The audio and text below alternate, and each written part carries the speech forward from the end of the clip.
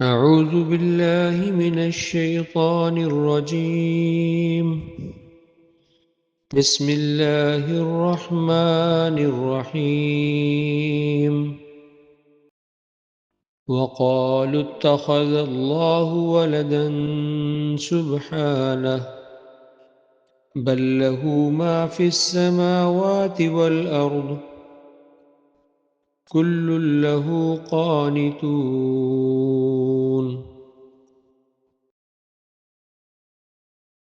اور انہوں نے کہا کہ اللہ تعالیٰ نے اولاد بنا رکھی ہے، وہ پاک ہے، بلکہ آسمانوں اور زمین میں جو کچھ ہے اسی کا ہے، سب کے سب اس کے فرما بردار ہیں۔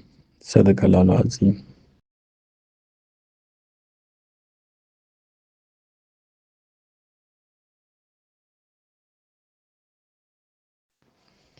آج ہم نے سورہ بقرہ کی آیت نمبر 116 کی تلاوت کی، اس کا ترجمہ آپ نے سنا۔ آیت نمبر 115 تک ہم پہنچے تھے، جہاں پر اللہ نے فرمایا کہ مشرق اور مغرب اللہ ہی کے لیے ہے، تو جدھر بھی تم رخ کرو گے ادھر اللہ کا ہی رخ ہے، یعنی ہر طرف اللہ تعالیٰ کی سمت ہے۔ کوئی ایک سمت یعنی کہ مشرق کی طرف ہے اللہ یا مغرب کی، ہر طرف اللہ ہی ہے۔ یہ اللہ تعالیٰ کی قدرت ہے کہ اللہ تعالیٰ ہر چیز کے اوپر، ہر چیز اللہ تعالیٰ کے علم میں ہے۔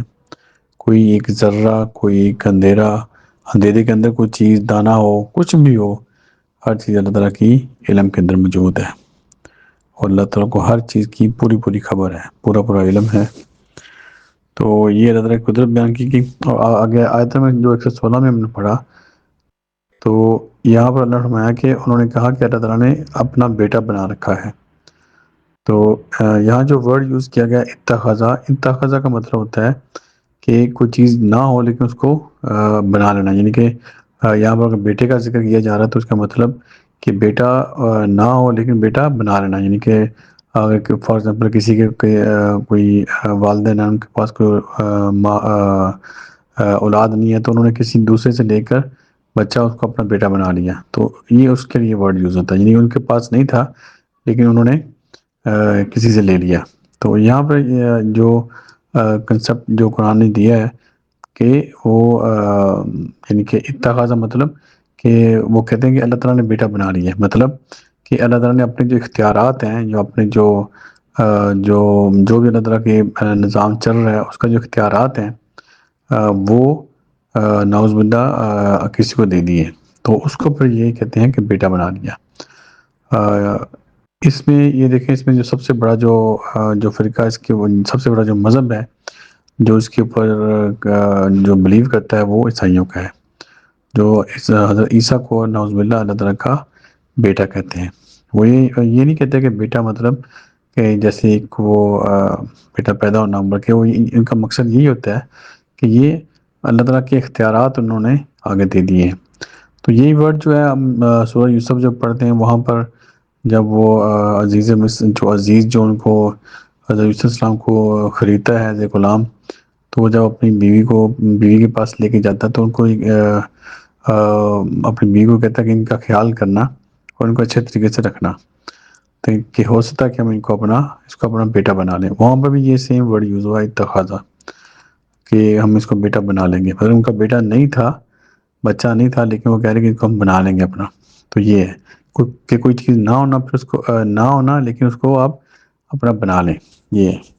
تو یہ بہت بڑا شرک ہے، اور اللہ تعالیٰ نے پھر آگے واضح کیا بالکل کہ آسمان و زمین میں جو کچھ ہے اسی کا ہے، یعنی کہ آسمان و زمین ہی ہمیں نظر آتے ہیں، اس کے علاوہ جو کتنی کائنات، کتنی وسعت ہے وہ ہمیں بالکل نہیں پتہ۔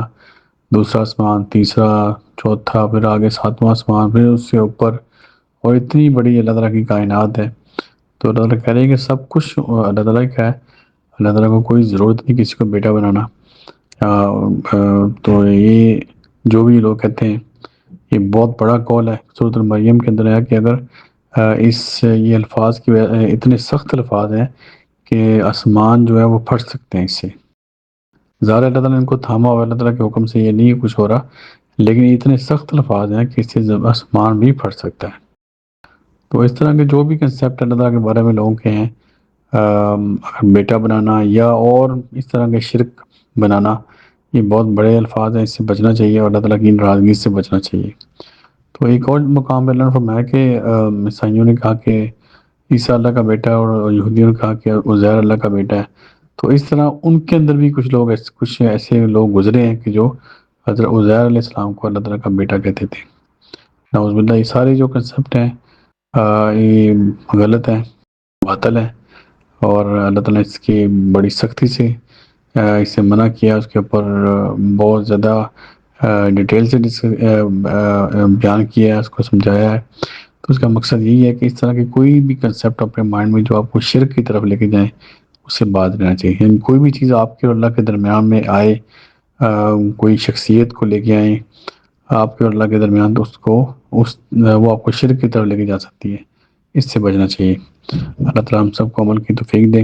دعا کہ پوری دنیا میں جہاں جہاں کوئی بھی انسان پریشان ہے، اللہ تعالیٰ ان کی پریشانی دور کرے، جو بیمار ان کو شفا دے، اور جو اس دنیا سے فوت ہو چکے ہیں اللہ تعالیٰ ان کی مغفرت کرے. آمین. صدق اللہ العظیم. جزاک اللہ.